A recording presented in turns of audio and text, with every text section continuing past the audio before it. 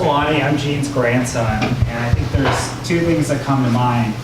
For folks here who knew him, you know he wasn't much of a talker. He wouldn't talk much about himself. So growing up over the years, we always have our phone calls, and on holidays, birthdays, and it was good to keep touch.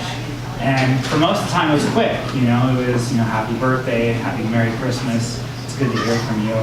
And then I started to try to ask more questions because I wanted to talk to my grandfather for more than a minute over the phone. So I'd be like, how's the tennis game going?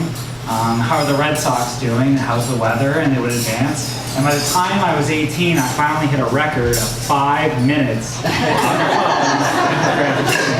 And I was very proud of that because I had never been able to keep him on the phone for 5 minutes in a straight conversation. So I was glad I was able to do it. I found a way to get him to talk.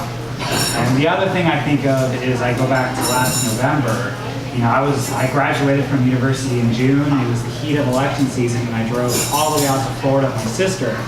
And my campaign had just wrapped up. We did a really good job. We had a great candidate, but things didn't work out. So I had to figure out what my next plan was. And the first thing that came to mind is, yes, I have to be on the West Coast, but I wanted to see my grandpa. So I drove all the way from Florida to California, and I was really grateful that I got to spend time with him. I got to spend a few weeks with him. And Norma had convinced me to stay for Thanksgiving, and I did that, and I came back for his 91st. So I'm really glad I got that time with him.